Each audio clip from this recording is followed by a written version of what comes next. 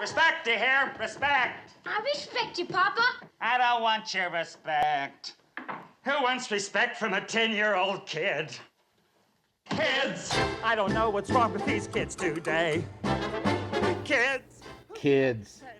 Sure, they say the darndest things, but kids in movies are often ridiculous stereotypes, either little geniuses or disdainful slackers.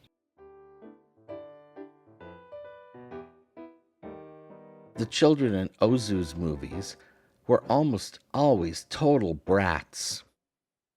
In the silent comedy I Was Born, But, two brothers struggle to fit in when their parents move to a suburb in Tokyo.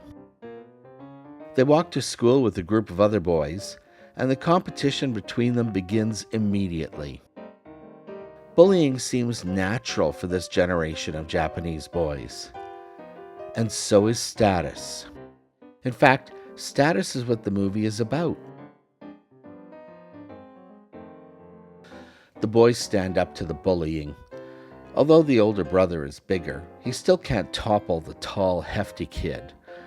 Worse, they hate the snotty kid in the pork pie hat, who turns out to be the son of the father's boss. So the boys cut a deal with an older kid, a teenager who delivers groceries, who threatens the hefty kid.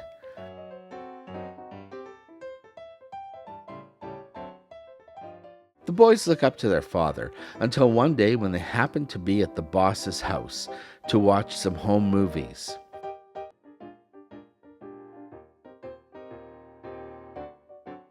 There is a lot of footage of their dad mugging and toadying. The boys are sickened. How can they respect a man who does that, who sucks up to the dad of the kid they hate? Their respect for their father plummets. I've never actually seen a movie about what happens when you lose respect for a parent, but here it is. The older brother is so furious that he confronts and humiliates his father. The father explains that he needs to keep his job so that they can afford their house. And what do they know about responsibility? But the little monster tears up the place, so the father responds by spanking him.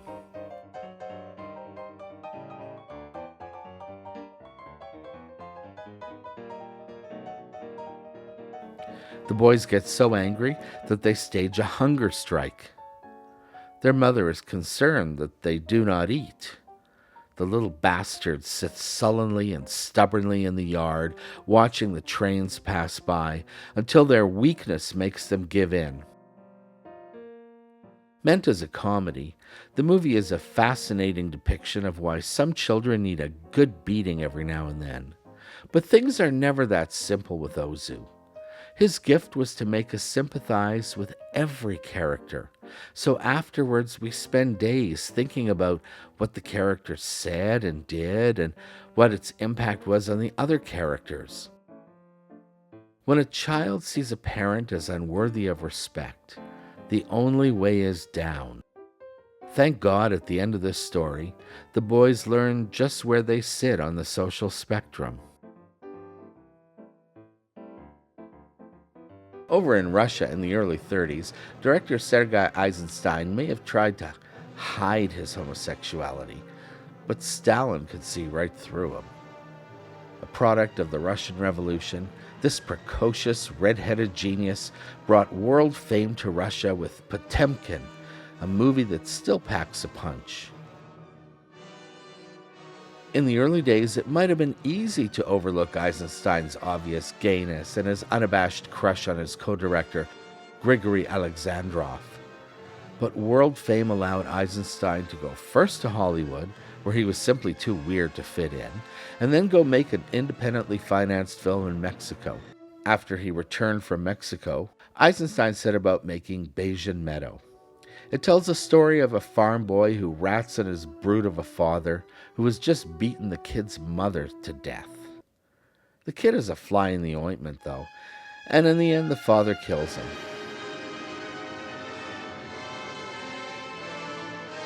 Even as he was shooting, there were rumblings from the Kremlin about this movie. It was denounced as being too political, not political enough, Too religious, too pretty, too abstract, too avant garde, hostile to socialism, not collective enough. In short, ideological criticisms often seem more expedient than logical. It's whatever the fearless leader says it is. This poor genius filmmaker was forced to eat Stalin's shit and watch as his gorgeous, ravishing footage was mangled, lost, humiliated, or destroyed, either on purpose or not. All that remained were single frames from every shot, collected from the editing room floor. I have a theory.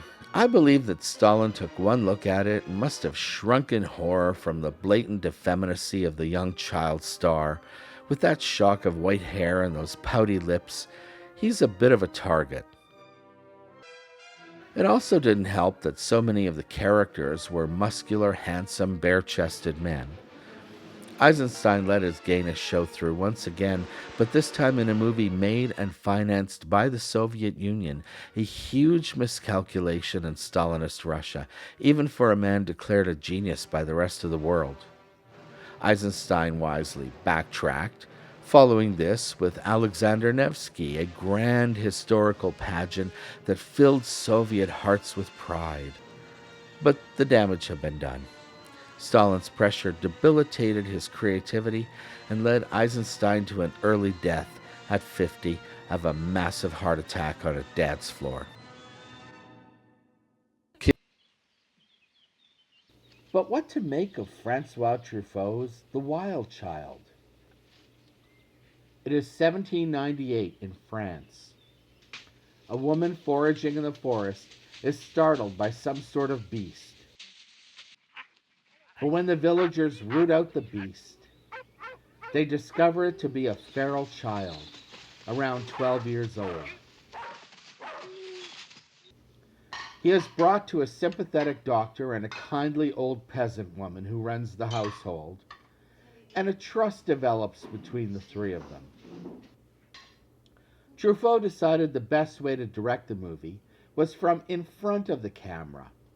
So he plays the kindly doctor who socializes the child, who is a rambunctious child actor named Jean-Pierre Cargol.